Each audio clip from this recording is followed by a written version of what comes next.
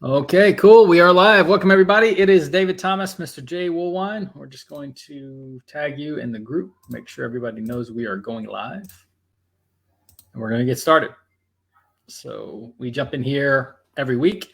There will not be a session next week. Heads up for everyone. There is no 4 p.m. session next week, but typically there is every single Tuesday at 4 p.m. Eastern. We're going to go live in here. The purpose of this is to give you 10 or so minutes of motivation, inspiration, education, everything to help you become a better version of yourself. It's a lot of personal development talk. Sometimes we talk about trading mindset when it comes to trading, but today is one of those personal development really skills that I think is beneficial for everyone to have, because if you're not managing your time properly, then it's hard to be a productive and successful and actually a respected person, to be honest. So we're going to dive in that today. See, people are jumping on. That's awesome. Cool. We appreciate it, guys, for y'all watching, and hopefully y'all are getting value out of this. So, but yeah, so obviously over many years, Jay and I, we've read tons of books around personal development, productivity, time management. And in that time, today we want to talk about eight tips that we use in our lives that really helps and we feel are very strong time management techniques, right? So we're going to dive right in. Tip number one, and this is kind of, more of a mindset thing, is tip number one is to remember that we absolutely own all of our time, right? And you're like, what do I mean by that? Well, like I said, this is a big one because when I first had this realization, my life genuinely changed because I used to think, I don't have time to do this. I don't have time to do that. And I don't know where I read it, but I came across, it could have been like a fortune cookie or something, but it said fortune cookie wisdom. Exactly. Yeah, but it was good. It said at any given moment, you are doing exactly what you want to be doing. And you're like, wait a minute, I don't want to go to work. Well, then don't go to work, right? You're like, well, I have to go to work. No, you're actually choosing to go to work because you want to eat. You want to provide for your family, but do you have to? You don't. Nobody's forcing you. Nobody has a gun to your head, right? That says you have to go drive to work. So in actuality, you are choosing, you want to go to work because you want to make money, because you want to put food on the table and you want to enjoy the things of life and buy things or whatever, right? You get my point. In any given moment, you want to. Jay and I are doing this video. Yes, we had to because we said we were going to, but we're doing it because we want to, right? We could have just not shown up, but we're filming this video because we want to be. Earlier, if you had spent time playing video games and for 6 hours, and then you're like, man, I don't have time to go to the gym. Well, actually, no, you chose not to go to the gym today. All right. So you're actively choosing what you want to do. So yes, you might have a boss. Like I said, you might have parents, or maybe if you're younger, you have parents, or maybe you have older, you have kids, right? Telling you what to do. But fundamentally, you are always in control of your own time, and you can choose to do whatever you want to do with that time. So that's tip number one, is to remember that you are in control of your time. You reminded me of a movie. I was trying to think what it is. It's where a girl hires a male gigolo to accompany her to London for her wedding date. Wedding date, yeah. Where he says all women have exactly the love life that they want, and she's like, "That's not true." And he goes, "It's 100% true." Like, it's exactly kind of like what you're saying. Right. A non-decision is still a decision, right? Everything you do is a decision. So Anyway. All right. So point number two is what we're going to call heck yeah or no, right? So the vibe that we're looking for here is like, what's worth doing now, right? Is it heck yeah or is it no, right? When we're young, we don't really have like a bunch of opportunities in our lives, and we should probably say yes to most things that come along, right? And we do. As soon as they come along, you're like, yeah, let's do it, And then as you get older, that spirit kind of wanes. But when you get to the point where you're starting to get more things coming in than you have time, then you have to get a little bit pickier, right? And we start operating with that heck yeah or no idealism, right? That maxim. So the idea here is that something is either definitely a yes, heck yes, or it's no. And there's not a lot of ground in between, right? So, and so if I get an email from somebody saying, hey, do you want to do this on Saturday? And I might be like, it sounds all right. I already kind of know where that's going, right? That's going to go in the no pile. Right? If it's not a heck yeah, then it's a no, right? And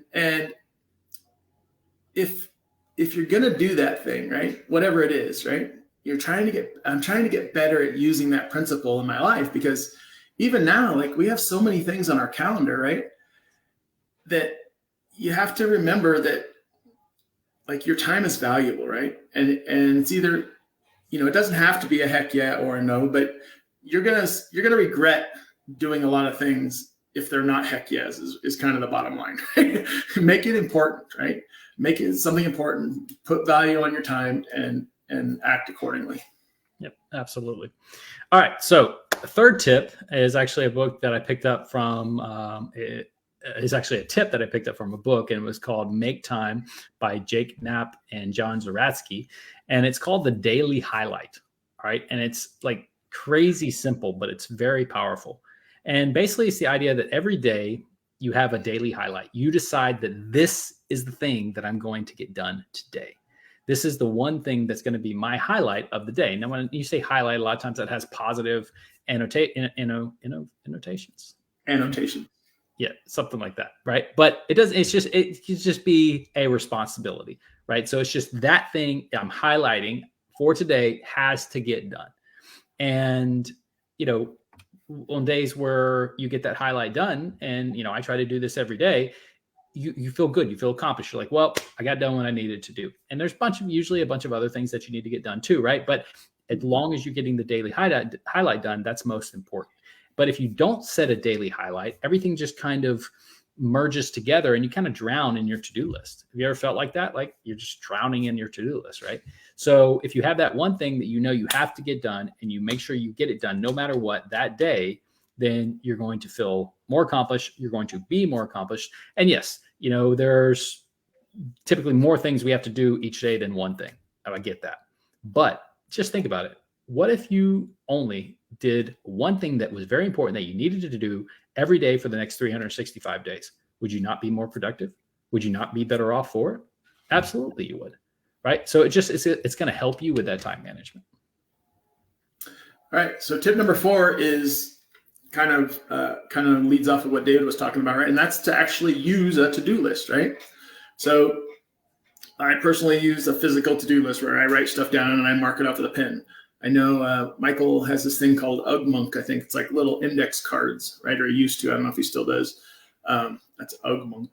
And you literally, like, it just gives you, like, I think it is literally like only like 3 things, right? It's not like, I think it has a few more lines. It has like 10, maybe, I think. Yeah, maybe 10, but it's not like a list of 50 things, right? It's not for planning your week, right? It's like stuff you're going to get done today, right?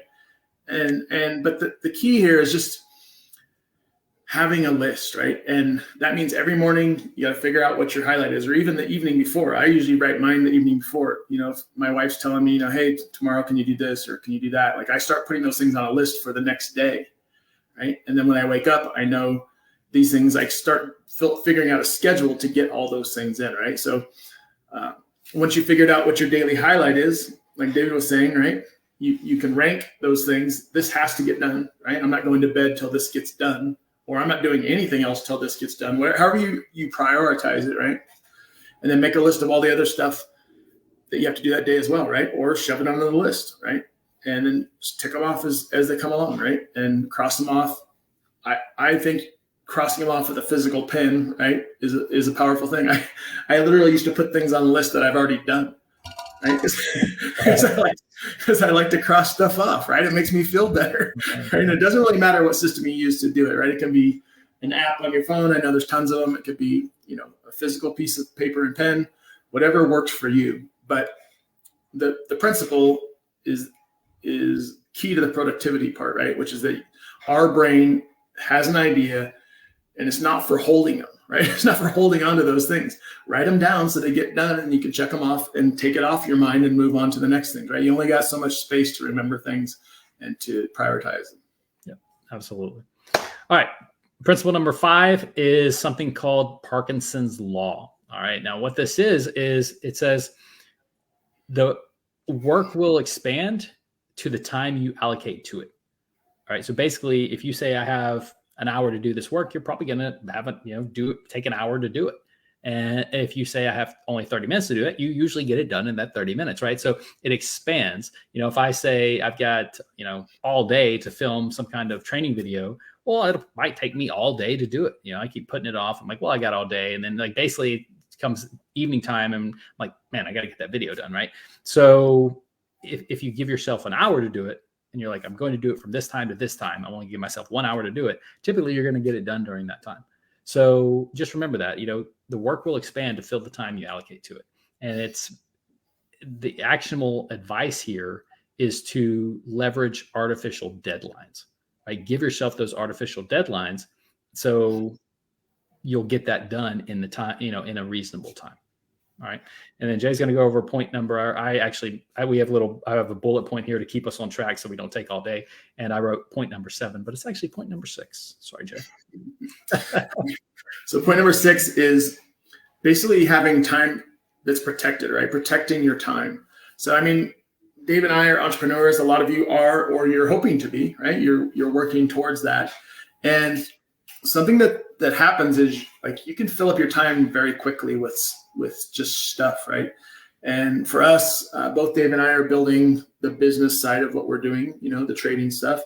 And very easily, I could fill up my morning with Zoom calls, right? Literally just back to back, and then you just have no time for anything else, right? Because they don't always go on schedule, they go over. And so I realized that for me to kind of keep my mornings free was key, right? So you have to have some time that's protected. Don't just say, yeah, I can do it at 8 o'clock, and then you're like, oh, okay, I can do it at 8:30. Oh, I got one at 9:30. And pretty soon your whole day is just full of that, right? So it's kind of, I've heard it before about emails, right? They say, don't leave your emails open and read them all day long, right? Read your email from 9 to 9:30, right? And then maybe again at 4:30 to 5, whatever works for you. But the point is that as humans, we're not good multitaskers, right? Everybody thinks you can multitask stuff, but you can't. All it's really doing is taking your focus and dividing it up. This thing gets 20%, this gets 30, and this gets 50, right? Nothing is getting 80, 80, and 80 like our brain thinks, right? So you just keep your time protected so that you're not trying to divide it up between too many things. Yep, absolutely. Point number 7 is delegation. All right. And this one's massive. When I started doing this, it took me a while to do it because I'm like, man, I can do that. And why would I pay somebody to do something that I can do myself? But when, and a lot of people think that. A lot of people are like, man, I don't have the money to hire a virtual assistant or something like that. But if you really, I don't have the money to hire somebody to cut my grass, right? Something like that. People will say those kind of things. But when you really think about it, you have to decide, what is your time worth per hour? What are you getting? What would you pay for yourself for what you do, right? And if you decide your time is worth, I don't know, say $25 an hour, but then it's taking you an hour to put in this data or whatever you're doing, or send a generic message to all your prospects or whatever it is, when you can hire somebody in the Philippines to do, and for them, that's an incredible wage, $5 an hour, $7 an hour, something like that. That's an awesome wage for them. And they can do it in the same time. Well, why would you do, you've just lost $20 then. If your time is worth 25 and you could pay somebody $5 to do it, you just lost $20, right? So you have to start thinking bigger. You have to start thinking like a successful entrepreneur, and delegate the things that definitely you don't want to do, and also the things that you can delegate to. When I hired a virtual assistant, that was literally one of the best things that I had done. And it frees up all the monotonous little things I had to do each day, and I could spend more time focusing on the things that actually matter. So definitely don't be afraid to delegate. And there's a lot of good websites out there for, just virtual assistants in general. Upwork, Fiverr, those kind of places. There's a lot of people that you can find through word of mouth. So anyways, the point is, delegate the tasks that you can. Even if it costs you a little bit, it's going to be worth it in the long run. Good. Right. So the final principle, number 8, is to be realistic, right? And appreciate your own efforts. So what I mean by that is, like, don't try to cram so much stuff into your day that it's not realistic that it's going to get done, right? If you're putting 70 things on your list, right, and you're getting 20 of them done, right, and you got to push 50 off to the next, I mean, that's not a, that's not a realistic goal of the stuff that's going to get done today, right? And then, just keep it realistic. What are the most, like I said, prioritize things. What are the high priority things, right? And we've talked about it before. There's a lot of different ways to manage your days. You can split it into 3 parts. I can't remember what the name of that one was, but just time management, right? And figuring out what's most important and knocking those things out first, or, like Dave and I, before you go to bed, this has to get done, right? I'm going to get this done before I go to bed, even if I go to bed late, whatever it is. And it's not being lazy, right? It's just being realistic about what you can accomplish, right? And then be appreciative, right? Be proud of yourself for getting those things done, right? And I keep saying we've talked about it before, but we've been doing this for a while, but it's keeping those promises to yourself, right, that really matter. When you start breaking promises to yourself, then you start losing the confidence that you're actually going to get that stuff done before you even put it on your list, right? And pretty soon you're like, I'm not even going to put it on the list because I know I'm not going to get it done. Like, it's all subconscious, but that's what's going on, right? So you have to keep those little promises to yourself and appreciate your effort, feel accomplished that you got it done, right? So that tomorrow you're like, okay, I can do this again tomorrow, right? I'll set realistic goals again tomorrow and knock those out. I'll feel good about it. And it starts to steamroll, right? It starts to get some momentum, and you start knocking things off, and it starts to build, and that's what you want to move towards, right? So you feel satisfied with what you've done. Yep, absolutely. So those are the 8 tips that we gave to you today, and hopefully you write those down. You can go back and watch this. I'm telling you, if you apply these principles, and all of these are actionable things that you can do, you will start being a more productive person. You'll start managing your time better. People will be impressed.